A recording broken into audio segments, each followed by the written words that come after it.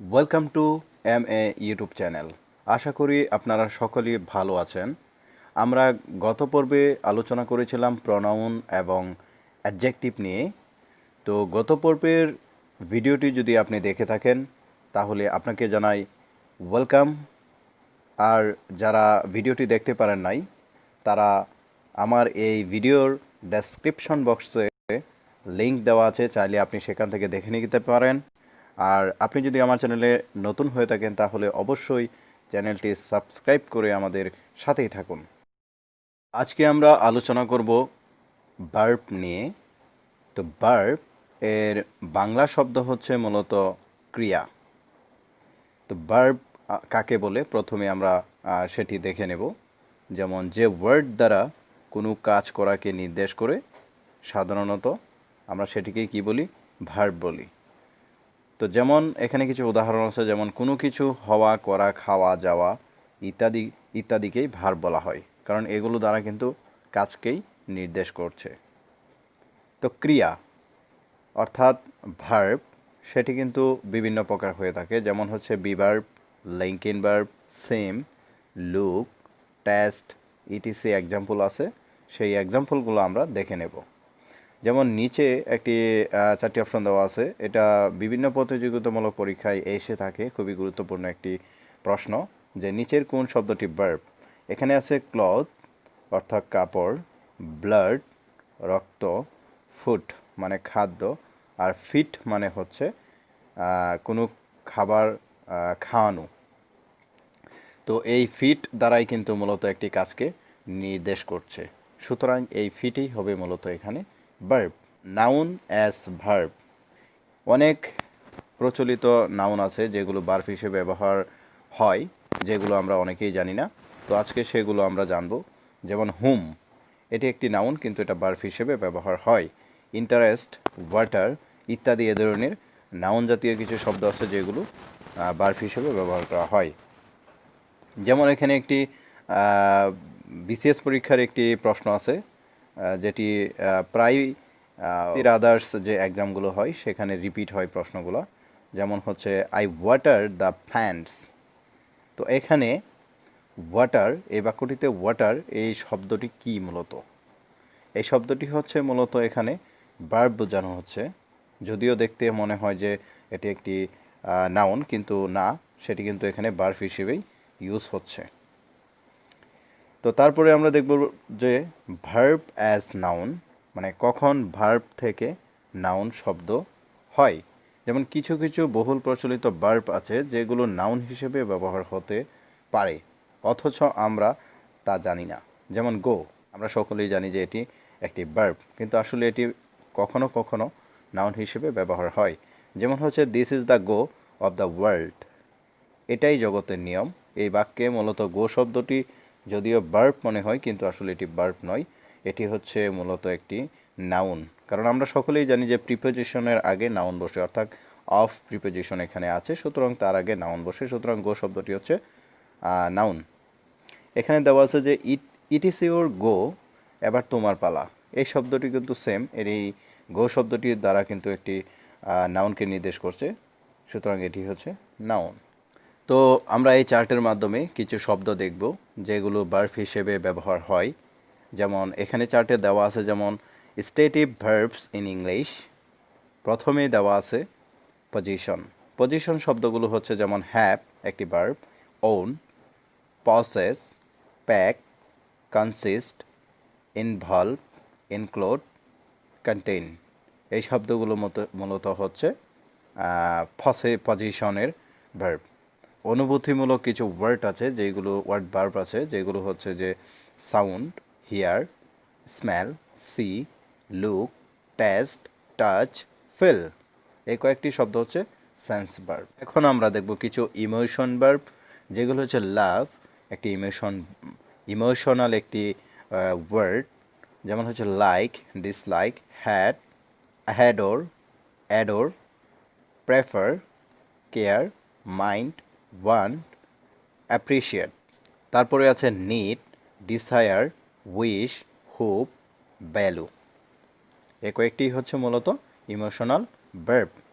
Mental state, ভার্বগুলো হচ্ছে know, believe, doubt, তারপরে হচ্ছে think, suppose, recognise, forget, remember, imagine, mean, agree, understand. এছাড়াও আছে disagree, deny, promise, satisfy, realise, appear, astonish, please, impress, surprise, concern ইত্যাদি। এই শব্দগুলো হচ্ছে মূলত মেন্টাল স্টেট ভার্ব। তারপর হচ্ছে আদার্স কিছু ভার্ব আছে, যেমন কস্ট, মেজার, ওয়েট, ওই, সিম, ফিট, ডিপেন্ড, ম্যাটার। তো এখন আমরা জানব যে ভার্বের প্রকারভেদ। আমরা জানি যে ভার্ব হচ্ছে দু প্রকার, একটি হচ্ছে যে মেইন ভার্বস আর একটি হচ্ছে অক্সিলারি ভার্ব। এই দুটি ভার্বের সাথে কিন্তু আমরা সকলেই পরিচিত এবং আমরা সকলেই মূলত এটিই জানি। তো তারপরে অক্সিলারি ভার্বের কিন্তু কয়েকটা ভাগ আছে, যেমন হচ্ছে প্রাইমারি ভার্ব আর একটি হচ্ছে মডুয়ালস ভার্ব। তো প্রাইমারি ভার্বে আছে যেমন টু ডু এবং to be, to have. To বির ভিতরে আছে যেমন am, is, are, was, were, এইগুলোকে টু ভার্ব বলা হয়, যেগুলো প্রিন্সিপালি অবস্থিত। আর টু ডো ভার্ব আছে যেমন ডাস, ডো, ডিড, এইগুলো হচ্ছে মূলত to do verb. To have verb যেগুলো হচ্ছে হ্যাজ, হ্যাভ, হ্যাড, এগুলো হচ্ছে টু হ্যাভ ভার্ব। তো এই ছিল মূলত তিনটি, যেগুলো হচ্ছে প্রাইমারি ভার্বের অন্তর্ভুক্ত। তারপর হচ্ছে মডুয়ালস ভার্ব কোনগুলো সেগুলো আমরা এখন দেখে নিব, যেমন shall, will, should, would, might, can, could, must. তারপরে হচ্ছে ought, to, need, dare, use to, এই শব্দগুলো হচ্ছে মূলত মডুয়ালস। তো আমরা সহজে কিন্তু দেখে নিলাম যে মেইন ভার্বস এবং অক্সিলারি ভার্ব, অক্সিলারি ভার্বের মধ্যে প্রিন্সিপাল ভার্ব এবং মডুয়ালস ভার্ব। মডুয়ালস ভার্ব যেগুলো সেগুলো হচ্ছে শ্যাল, উইল, শুড, যেগুলো আমরা ইতিপূর্বে দেখলাম। তারপরে হচ্ছে আমাদের এখানে আছে যেমন প্রাইমারি ভার্ব, এই প্রাইমারি ভার্ব হচ্ছে টু বি, টু ডো এবং টু হ্যাভ। টু হ্যাভ জাতীয় যেগুলো সেগুলো হচ্ছে হ্যাজ, হ্যাভ, হ্যাড। আর টু ডো জাতীয় হচ্ছে ডাজ, ডো, ডিড। আর টু বি হচ্ছে am, is, are, was, wire. এই ছোট্ট একটি চার্টের মাধ্যমে কিন্তু আমরা সহজে দেখে নিলাম প্রাথমিক যে ভার্বের প্রকারভেদ সেগুলো। কিন্তু আমরা এখন বিস্তারিত জানব ভার্ব। ভার্ব প্রধানত দুই প্রকার, কারণ আমরা যে চার্টে দেখলাম যে ভার্ব হচ্ছে মেইন ভার্ব এবং অক্সিলারি ভার্ব, এই সকল ভার্ব কিন্তু ভার্বের যে দুইটা প্রকার আছে সেগুলোর ভিতরে অন্তর্ভুক্ত আছে এবং এই ভার্বগুলো আলোচনা করা হয়েছে। যেমন হচ্ছে ফিনিট ভার্ব। ভার্ব হচ্ছে দু প্রকার, সেটি হচ্ছে ফিনিট ভার্ব, সমাপিকা ক্রিয়া, আর নন ফিনিট ভার্ব হচ্ছে অসমাপিকা ক্রিয়া। প্রথমেই আমরা আলোচনা করব যে ফিনিট ভার্ব, সমাপিকা ক্রিয়া কাকে বলে। যে ভার্ব দ্বারা বাক্যের সমাপ্তি ঘটে তাকে মূলত ফিনিট ভার্ব বলে। তো চলুন আমরা এটার একটি উদাহরণ দেখে নিই। যেমন হচ্ছে রিনা রিডস এ বুক। বাংলা অর্থ হচ্ছে রিনা একটা বই পড়ে। তো রিনা বই পড়ে, এখানে কিন্তু শব্দটি শেষ, অর্থাৎ একটি বাক্যটি শেষ। সুতরাং এখানে রিডস অর্থাৎ বই পড়া, এটি কিন্তু সমাপ্ত বোঝাচ্ছে, এরপরে কিন্তু কোনো কিছু শুরু হওয়ার সম্ভাবনা নাই বললেই চলে। সুতরাং এই রিডস শব্দটি হচ্ছে মূলত একটি ফিনিট ভার্ব। এখন আমরা জানবো যে ফিনিট ভার্বের কয়টি প্রকার আছে সেটি জানবো। তো ফিনিট ভার্বের মূলত দুইটি প্রকার আছে, যথা এক নম্বর হচ্ছে প্রিন্সিপাল ভার্ব, আর একটি হচ্ছে অক্সিলারি ভার্ব। তো প্রিন্সিপাল ভার্ব হচ্ছে প্রধান ক্রিয়া, আর হচ্ছে অক্সিলারি ভার্ব হচ্ছে মূলত সাহায্যকারী ক্রিয়া, যেগুলো আমরা ইতিপূর্বে চার্টের মাধ্যমে আমরা আলোচনা করেছি, যেগুলো আপনারা ইতিপূর্বে দেখেছেন। তো এখন আমরা জানবো যে প্রিন্সিপাল ভার্ব কাকে বলে। যে ভার্ব নিজে কোনো কিছু করতে পারে কারো সাহায্য ছাড়াই, তাকে প্রিন্সিপাল ভার্ব বলা হয়। অর্থাৎ প্রিন্সিপাল ভার্ব তাকেই বলা হয় যে নিজের কাজ নিজে করে, অন্যকে দিয়ে কখনোই সে করায় না, তাকে মূলত প্রিন্সিপাল ভার্ব বলা হয়। যেমন দে প্লে, তারা খেলা করে। এখানে প্রিন্সিপাল অর্থাৎ দে, তারা খেলা করে, এখানে সাবজেক্ট নিজেই কাজটি করেছে, সুতরাং এখানে কোনো অক্সিলারি সাহায্য নাই, সুতরাং এটি হচ্ছে মূলত প্রিন্সিপাল ভার্ব। যেমন হচ্ছে ফাহিম ইন দ্য ফন্ট, এই বাক্যটিতে মূলত ফাহিম হচ্ছে মূলত এখানে প্রিন্সিপাল, কারণ সে কারো সাহায্য নেয়নি। আর অক্সিলারি ভার্ব হচ্ছে সাহায্যকারী ক্রিয়া, যে ভার্ব নিজে কোনো অর্থ প্রকাশ করতে পারে না এবং সে প্রিন্সিপাল ভার্বকে সাহায্য করে, তারপর সে নিজের অর্থটা প্রকাশ করে, তাকে অক্সিলারি ভার্ব বলা হয়। অক্সিলারি ভার্বের ভিতরে আছে যেমন বি ভার্ব। যেগুলো হচ্ছে am is are were, had can could may might, will ও উড, শ্যাল শুড ইটিসি, এই সবগুলোই হচ্ছে মূলত অক্সিলারি ভার্ব। এখন আমরা জানবো নন ফিনিট ভার্ব, অসমাপিকা ক্রিয়া সম্পর্কে। যে ভার্বের কাজ শেষ হয় না অর্থাৎ অসম্পূর্ণ থাকে তাকে নন ফিনিট ভার্ব বলা হয়। নন ফিনিট ভার্বের একটি উদাহরণে দেখা যায় যে Fahim wants to go to school. Fahim স্কুলে যেতে চায়, এখানে টু গো এটি একটি নন ফিনিট ভার্ব যেটি কাজ শেষ হয় না বোঝাচ্ছে। এখন এখানে দেখা যাচ্ছে যে নন ফিনিট ভার্ব এর রূপ। নন ফিনিট ভার্ব এর মূলত তিনটি প্রকার রয়েছে, যথা এক নম্বর হচ্ছে যে ফিনিট ভার্ব, যেটি টু থাকবে এবং ভার্বের বেস ফর্ম হবে, সেটিকে মূলত বলা হয় ইনফিনিটিভ ভার্ব। আর দু নম্বর আছে যেমন হচ্ছে পার্টিসিপল ভার্ব, যেটি প্রেজেন্ট পার্টিসিপল হবে এবং পাস্ট পার্টিসিপল এবং পারফেক্ট পার্টিসিপল, এর তিনটি প্রকার রয়েছে, যেটিকে বলা হয় পার্টিসিপল ভার্ব। জিরাউন্ড, জিরাউন্ড হচ্ছে ভার্বের বেস ফর্ম হবে এবং তার সাথে আইএনজি যুক্ত হবে। ইনফিনিটিভ ভার্ব অর্থাৎ হচ্ছে ভার্বের বেস ফর্মের পূর্বে টু যোগ করে ইনফিনিটিভ ভার্ব তৈরি করা হয়। উদাহরণস্বরূপ যদি আমরা দেখতে চাই, দে ওয়ান্ট টু ইট, এই বাক্যটিতে ইনফিনিটিভ অর্থাৎ ইট, এই ইটের পূর্বে কিন্তু মূলত টু বসানো আছে, অর্থাৎ ভার্বের বেস ফর্মের আগে মূলত ইনফিনিটিভ যুক্ত টু বসে। সুতরাং এখানে ইনফিনিটিভ যুক্ত টু বসেছে সেহেতু এখানে হচ্ছে ইট শব্দটি হচ্ছে ইনফিনিটিভ ভার্ব।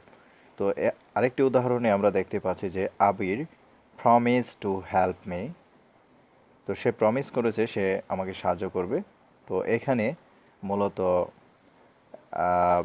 হেল্প, এই হেল্প শব্দটি হচ্ছে মূলত ইনফিনিটিভ, কারণ হচ্ছে যে ভার্বের বেস ফর্ম এর আগে কিন্তু ইনফিনিটিভ যুক্ত টু বসবে, যেহেতু ইনফিনিটিভ যুক্ত টু ভার্ব বসেছে সুতরাং এখানে হেল্প হচ্ছে মূলত ইনফিনিটিভ ভার্ব। তো পার্টিসিপল, পার্টিসিপল কাকে বলা হয়? যখন কোনো একটি ওয়ার্ড ভার্ব এবং অ্যাডজেক্টিভের কাজ করে তখন তাকে পার্টিসিপল বলা হয়, অর্থাৎ ভার্ব প্লাস অ্যাডজেক্টিভ দুটো মিলে কিন্তু পার্টিসিপল হয়। একটি উদাহরণে আমরা কিন্তু সেটি দেখতে পারি যে a rolling stone gathers no moss, এই বাক্যটিতে মূলত রলিং শব্দটি আছে, সেটি হচ্ছে ভার্ব এবং অ্যাডজেক্টিভের কাজ করেছে বিদায় এই ওয়ার্ডটি মূলত পার্টিসিপল। অন্য একটি উদাহরণে আমরা দেখতে পারি যে a swimming snake bit him in the lake, এই বাক্যটিতে মূলত সুইম মূলত এই শব্দটি ভার্ব এবং সুইমিং শব্দটি হচ্ছে মূলত অ্যাডজেক্টিভ নির্দেশ করে। সুতরাং ভার্ব এবং অ্যাডজেক্টিভকে নির্দেশ করায় এই শব্দটি হচ্ছে মূলত পার্টিসিপল। আর জিরাউন্ড হচ্ছে ভার্বের সাথে আইএনজি থাকবে এবং সেখানে নাউনের কাজ করবে, তবেই সেটি কি হবে? জিরাউন্ড হিসেবে বিবেচিত হবে। যেমন ভার্ব প্লাস নাউন ইকুয়াল হবে জিরাউন্ড। এক্সাম্পল হিসেবে আমরা বলতে পারি যে walking is a good exercise. এখানে ওয়াক এই শব্দটি হচ্ছে মূলত যদি ভার্ব এবং এটা নাউনের কাজ করায় এটি মূলত হয়েছে জিরাউন্ড। যদি অ্যাডজেক্টিভের বা ভার্ব অ্যাডজেক্টিভের কাজ করতো তাহলে এটি পার্টিসিপল হতো, কিন্তু এই বাক্যটিতে ওয়াকিং শব্দটি হচ্ছে মূলত নাউনের কাজ করায় এটি জিরাউন্ড হয়েছে। আরেকটি উদাহরণে আমরা দেখতে পারি যে sleeping, A sleeping cat can not catch rat, এই বাক্যটিতে মূলত স্লিপিং এই শব্দটি নাউনের কাজ করায় এটি জিরাউন্ড। বেসিক ক্লিয়ার করার জন্য আমরা আরেকটি উদাহরণ দেখতে পারি, যে উদাহরণটি হচ্ছে রানিং গুড ফর হেলথ। এখানে রানিং শব্দটি হচ্ছে মূলত জিরাউন্ড, কারণ এখানে ভার্ব একই সাথে ভার্ব এবং নাউনের কাজ করায় এই শব্দটি মূলত এখানে হয়েছে জিরাউন্ড। আজকের এই পর্বটি এখানেই শেষ করছি। দেখা হবে পরবর্তী নতুন কোনো ভিডিওতে। সে পর্যন্ত আপনারা ভালো থাকুন, সুস্থ থাকুন এবং আমার চ্যানেলটি সাবস্ক্রাইব করে আমাদের সাথেই থাকুন।